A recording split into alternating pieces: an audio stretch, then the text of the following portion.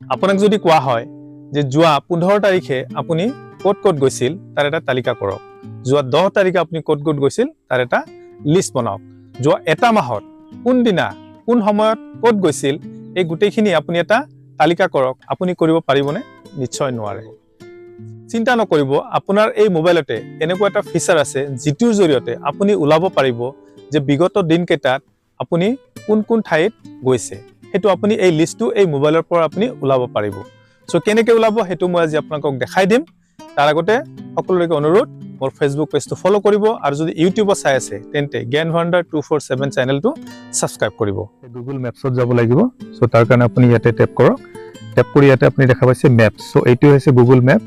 So ইয়াতে আপুনি tap কৰক। ট্যাপ কৰাৰ পিছত গুগল মেপ ওপেন হৈ গৈছে। এতিয়া আপুনি টপ ৰাইট কৰ্নাৰত আপোনাৰ প্ৰফাইল ফটো য'ত আছে তাতে আপুনি ট্যাপ কৰিব। সো ইয়াতে ট্যাপ কৰাৰ পিছত ড্ৰপ ডাউনত যিকেইটা অপচন আহিব তাতে আপুনি দেখা পাব your timeline. So your timeline ইয়াতে আপুনি ট্যাপ কৰক।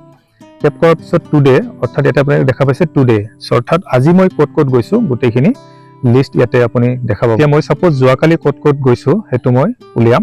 সো তাৰ কাৰণে য'ত টুডে লিখা আছে তাতে আপুনি ট্যাপ কৰিব। ট্যাপ কৰাৰ পিছত এতিয়া অক্টোবৰ গোটেই কেলেণ্ডাৰটো আহি গৈছে। এতিয়া মই যিহেতু যোৱাকালি অৰ্থাৎ অক্টোবৰ 18 তাৰিখে মই ক'ত ক'ত গৈছো মোৰ গোটেই এক্টিভিটিটো মই চাব বিচাৰিছো। তাৰ কাৰণে মই অক্টোবৰ 18ত মই ট্যাপ কৰিলো। এতিয়া অক্টোবৰ 18ত চাওক মই কি কি কৰিছো। যোৱাকালি মই কি কি কৰিছো গোটেইখিনি লিষ্ট ইয়াতে আহি গৈছে।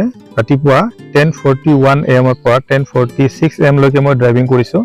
ড্ৰাইভিং কৰি মই ক'ত গৈছো জিলা পৰিষদ অফিচলৈকে। সো ইয়াতে 10:46 AM ৰ পৰা 2:55 PM লৈকে মই জিলা পৰিষদ অফিচত আছো, এটো দেখাই দিছে।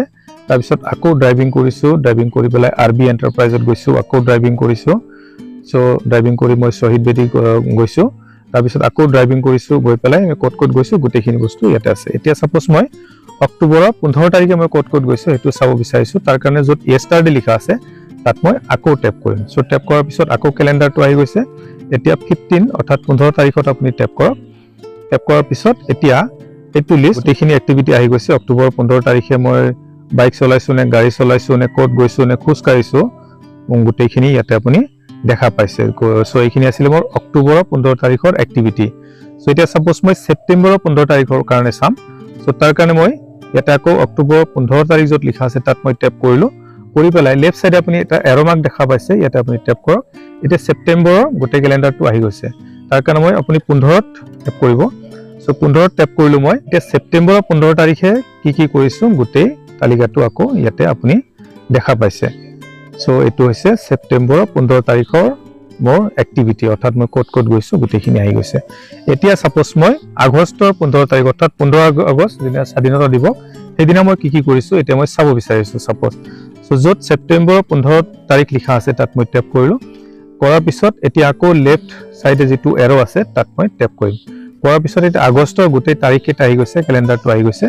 এতিয়া মই 15 তাৰিখত অৰ্থাৎ 15 আগষ্ট তাৰিখত মই ট্যাপ কৰিলো। 15 আগষ্ট তাৰিখে মই এইখিনি কাম কৰিছো। সো ৰাতিপুৱা 7টাৰ পৰা মোৰ জাৰ্নি ষ্টাৰ্ট হৈছে।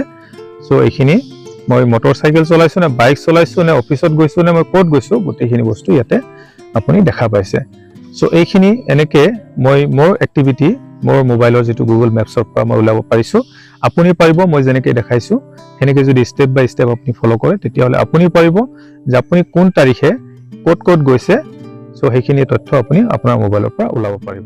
ভিডিঅ' ভাল লাগিলে শ্বেয়াৰ কৰিব। ধন্যবাদ।